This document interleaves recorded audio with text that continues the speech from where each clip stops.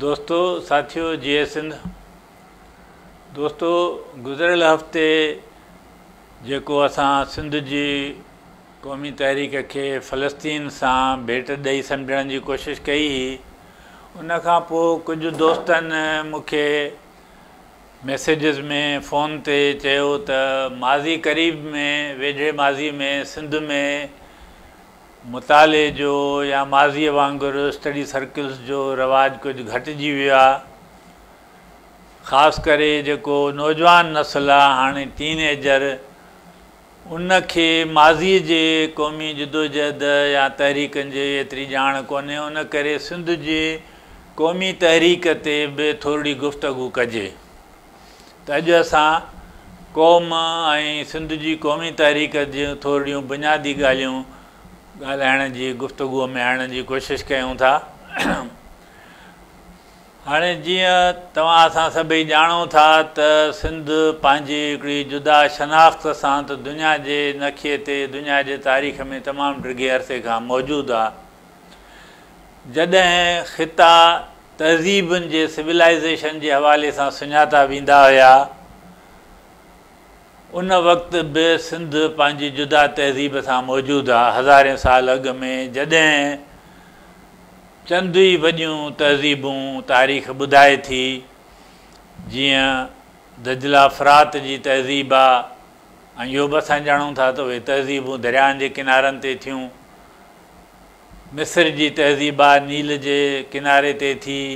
चीन जी तहज़ीब आहे जेका येलो नदी जे किनारे ते वजूदु वरितो ऐं सिंध जी तहज़ीब जेका सिंधु किनारे ई तॾहिं खां बि सिंध पंहिंजे जुदा तशख़ुस सां मौजूदु आहे तारीख़ में। पोइ वरी अॻिते हली हिकिड़ो दौरु आयो त इलाइक़ा बादशाहतुनि या सल्तनतुनि जे हवाले सां या हुकुमरान ख़ानदाननि जे हुकुमरानीअ जे हवाले सां सुञाता वेंदा हुआ पिया त सिंध उन वक़्तु बि पंहिंजे जुदा शनाख़्त सां मौजूदु आहे तारीख़ में। पर जेका अॼु जे दौर में क़ौम जी क़ौमी रियासत जी जेका वस्फ़ आहे जंहिं बुनियाद ते दुनिया में हाणे क़ौमुनि खे मञियो वञे थो, जंहिंखे जदीद क़ौम ऐं पोइ उन बुनियाद ते हलंदड़ तहरीक खे जदीद क़ौम परस्ती चइजे थो, इहा वेझे माज़ीअ में वजूद में आई आहे ऐं उहा वरी मग़रबी यूरोप खां आई आहे। वक़्तु वक़्त जी ॻाल्हि आहे जॾहिं इहे तहज़ीबूं हुयूं जंहिंजो मूं ज़िक्र कयो त उन वक़्तु यूरोप घणो पोइते हुयो। हीअ गुज़िरियल 500 साल तक़रीबन 500-600 साल जी ॻाल्हि आहे त तॾहिं खां यूरोप दुनिया जी क़यादत करे थो। उन तफ़सील में नथा वञूं त ॿिया जीअं ख़्याल ॿिया सियासी प्रोग्राम नज़रिया घणो तणो यूरोप खां आया आहिनि त जदीद रियासत ऐं जदीद क़ौमी रियासत जदीद क़ौम जो तसवुर बि उतां आयो आहे। हाणे यूरोप जी तारीख़ ते असां मुख़्तसर नज़र विझूं था त 1000 सालनि जो हिकिड़ो दौरु आहे तक़रीबन 5वीं सदीअ खां 14वीं सदीअ तोणी जंहिंखे यूरोप जो ऊंदाहो दौरु चयो वञे थो। उन वक़्तु यूरोपी समाज ते 3 वॾनि अंसरनि जी बालादस्ती हुई, चर्च जी यानी मज़हब जी, जागीरदारनि जी ऐं ताक़त जे ज़ोर ते क़ाइमु सल्तनतूं। पर इन्हनि सभिनी ते चर्च जी बालादस्ती सभ खां वधीक। इहो 1000 साल ताईं ऊंदाहो दौरु थो लिखिजे। पोइ उन जे ख़िलाफ़ु नई सुजाॻीअ जी हिकिड़ी तहरीक थी जॾहिं इहे ज़ुल्म वधी विया। हर शइ जीअं ज़ुल्म वधे थो त पोइ उहो टुटंदो बि। पोइ उन जे ख़िलाफ़ु तहरीक थी जीअं चइजे त यूरोप जे माण्हुनि ज़ुल्म सही हिकु मरहले ते चयो त घणो थी चुको आहे, जंहिंखे चइबो आहे इनफ इज़ इनफ। त पोइ उन जे ख़िलाफ़ु तहरीकूं थियूं ऐं इन दौरान में इन्हनि 3 अंसरनि जे साम्हूं ॿिया 3 अंसर आया।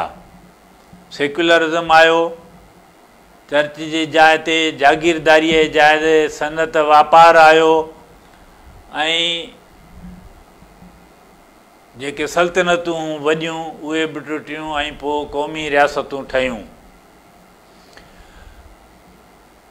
क़ौमी रियासतूं छाकाणि त जेका सॼे यूरोप ते चर्च जी एतिरी बालादस्ती हुई त इवन बादशाह बि जेके आहे उहे जॾहिं कंहिं मुल्क में कसम खणंदा हुया त आशीर्वाद चर्च खां वठंदा हुआ, त माना यको हिकु यकसानियत हुई, यूनिटी, माना हिकिड़ो यूरोप सॼो हिकु शइ ॼण लिखियो पियो वियो।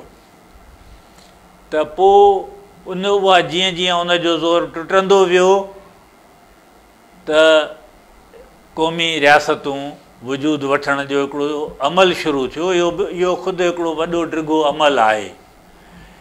इन जी शुरूआत मुख़्तसर शयुनि खे ॾिसूं था, जीअं चयोसीं हिकिड़ी 10 मिंटनि जी वीडियो में, त इहो क़ौमी बुनियादनि ते रियासतुनि ठहण जो अमल 16वीं सदीअ खां शुरू थिए थो ऐं 17वीं सदीअ ते मुकमिल थिए थो। 16वीं सदीअ में 1648 में हिकिड़ो मुआदो थियो जंहिंखे वेस्टफालिया जो मुआदो चइजे थो, जंहिंमें इहा जेका ग़ैर मशरूत बालादस्ती चर्च जी उन में कमज़ोरी आई ऐं रियासतुनि ठहण जो अमल शुरू थियो।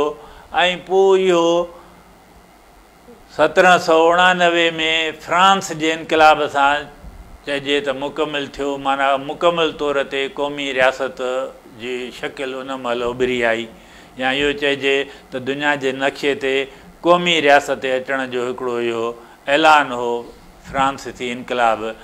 त हाणे इन दौरान में इहो जेको फ्रांसीसी इनक़लाब आयो उहो जेको चर्च जी जागीरदारनि जी हुकुमरानी हुई उनखे ई चैलेंज कंदे आयो। त उहा चैलेंज उनखे उते जेको मिडिल क्लास उभरियो पिए उन उहो चैलेंज कयो। त माना इहा ॻाल्हि चई सघिजे थी त क़ौमी रियासत ऐं क़ौम, जदीद क़ौम जो जेको तस्वुरु आहे उन मिडिल क्लास जे उभरण सां ॻंढियल आहे। त इन मूं इहो साबित थिए थो त क़ौमी रियासत उभरे थी जॾहिं इहे शयूं अचनि थियूं, सेक्युलरिज़म, वापारु, सनत, ऐं उन्हनि सां गॾु इहो ई दौरु जमहूरियत जो बि इन सां उभरे थो, तॾहिं क़ौमी रियासत अचे थी। ऐं क़ौम जो तसवुरु बि इहो आहे, यानी हदूं मुक़ररु थियूं। जीअं चयोसीं त अॻे तहज़ीब जे हवाले सां पोइ बादशाहतूं उहे जेसि ताईं हूंदियूं हुयूं, हाणे जॾहिं क़ौम ऐं क़ौमी रियासत ठही त उनजी हदबंदी थी, ऐं पोइ क़ौम जी जेका हाणे जी तशरीह आहे उहा ठही त माण्हुनि जो उहो गुरोह जिन जी हिकिड़ी जाग्राफ़ी हुजे, यानी मुक़ररु उन जूं हदूं हुजनि, उन्हनि जी मुश्तरक तारीख़ हुजे, मुश्तरक ज़बान हुजे, मुश्तरक कल्चर हुजे, उहा क़ौम लेखिजे थी। ऐं उन मख़सूस दायरे में रहंदड़ माण्हू जेके उहा उन्हनि जो मुल्क जेको आहे उहा क़ौमी रियासत चइजे थी। हाणे जेकॾहिं इन जी रोशनीअ में असां सिंध जे तारीख़ ते नज़र विझूं मुख़्तसर, त सिंध में इहा ॻाल्हि जेको चयो वेंदो आहे त सिंधी माण्हू घर खां ॿाहिरि न निकिरंदो आहे, तारीख़ी तौर ते ग़लति आहे। तारीख़ ॿुधाए थी त सिंधी माण्हू ॿुराहनि देर इलाइक़नि तोणी वणज वापार जे हिसाब सां वेंदा हुआ। रुॻो इहो न त यूरोप जा माण्हू हिते आया, सिंध जा माण्हू वेंदा हुआ हेॾे मिस्र ताईं, यमन ताईं, इराक ताईं, या समरकंद, बुखारा ताईं, चीन तोणी तारीख़ ॿुधाए थी सिंधी माण्हू वेंदा हुआ। त इहो इन दौरान सिंध में बि वणज वापार सां गॾु मिडिल क्लास उभरियो पिए, ऐं उहो 20 सदीअ तोणी हिकिड़े चङे ख़ासे तइदाद में मिडिल क्लास उभरी आयो। ऐं पोइ मिडिल क्लास रुॻो पैसे सां उनजो तालुक़ु न आहे, उनजो हिकिड़ो किरदारु ठहे थो, पंहिंजे वतन, पंहिंजी धरती, पंहिंजे कल्चर, ॿोलीअ सां उनजी वफ़ादारी, इहे सभु शयूं पैदा थियनि थियूं। त सिंध में 20 सदीअ में हिकिड़ो चङो ख़ासो मिडिल क्लास उभरी चुको हुयो, ऐं जेको सिंध जी तारीख़, कल्चर, ॿोलीअ जी जेका तरक़ी आहे उन में उन मिडिल क्लास जो तमामु वॾो हिसो हुयो। पोइ 1947 में जेको मज़हब जे बुनियाद ते हिते तफ़रीक़ थी सॼे हिंदुस्तान में, उन खां तव्हां सभु असां वाक़ुफ़ु आहियूं, उन जे तफ़सील में वञण जी ज़रूरत न आहे। त माना ईअं चइजे त हिकिड़ो तारीख़ जे फीथे खे वरी पोइ ते वठी वञण जी कोशिशि कई वई, त माज़ीअ वांगुरु मज़हब जे बुनियाद ते माण्हुनि जी सुञाणप कई वञे ऐं उन बुनियाद ते ख़ितनि खे विरायो वियो। ऐं पोइ पाकिस्तान ठहियो त उहो जेको असांजो सिंध जो मिडिल क्लास हुयो, मेच्योर मिडिल क्लास जंहिंखे चइजे या तरक़ी याफ़्ता, उहो मज़हब जे नाले में उनखे मुल्क छॾे वञिणो पइजी वियो।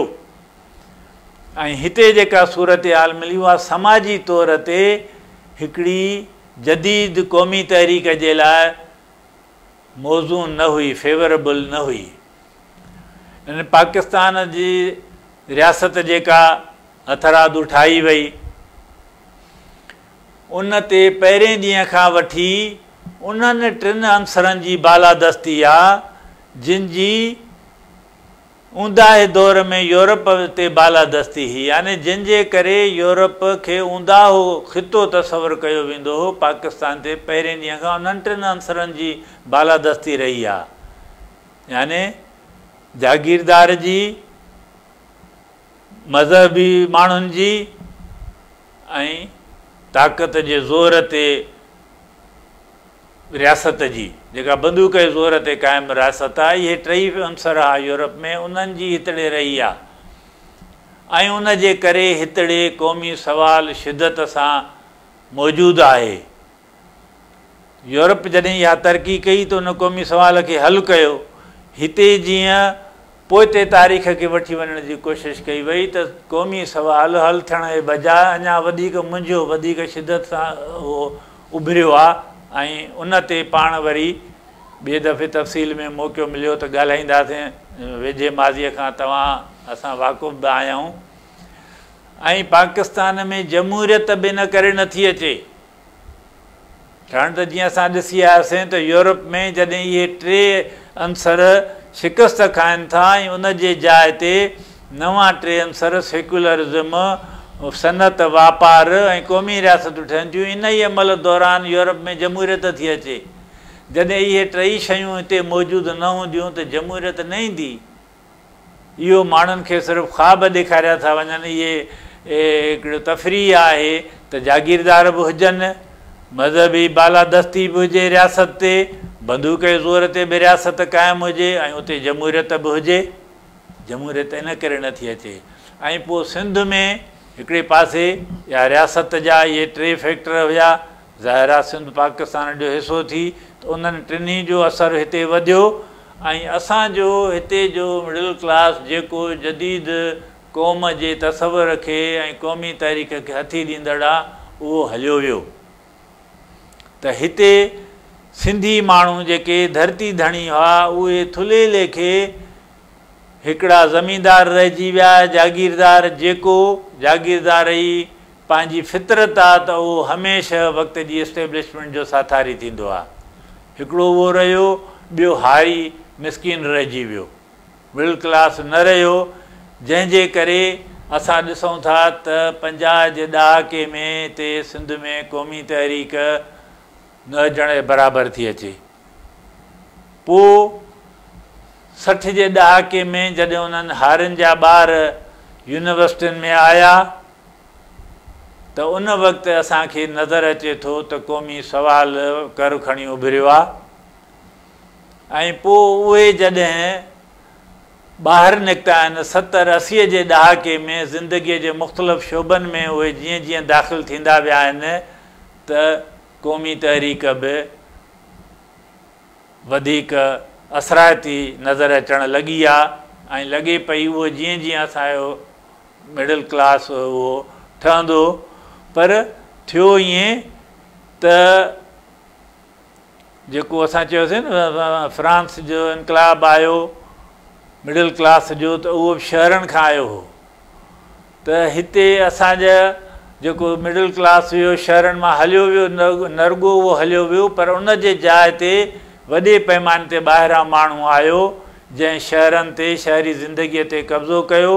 हिकु तरफ़ उहो सिंध जे क़ौमी तहरीक सां पाण खे उन न ॻंढियो, न रुॻो न ॻंढियईं पर मुखालफ़त कयईं। ॿिए तरफ़ सिंध जे माण्हूअ जो शहरनि ॾे अचण जा रस्ता बि बंदि थिया, जंहिं करे बि असांजी क़ौमी तहरीक में कमज़ोरियूं जेके नज़र अचनि थियूं उनजो हिकिड़ो सबबु इहो बि आहे।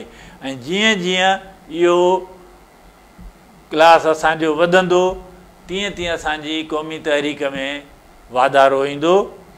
अॼु एतिरी ॻाल्हि कयूं था, ईंदड़ दफ़े क़ौमी तहरीक सिंध जी जीअं गुज़िरियल 70 सालनि में अॻिते वधी आहे ऐं उन में कहिड़े ताक़त आई आहे, कहिड़ी कमज़ोरी आई आहे, कहिड़ियूं मुसबित शयूं आयूं आहिनि, कहिड़ो मनफ़ी थिया आहिनि, थोरो तफ़सील सां ॿिए दफ़े वरी उन ते असां ॻाल्हाईंदासीं। महिरबानी।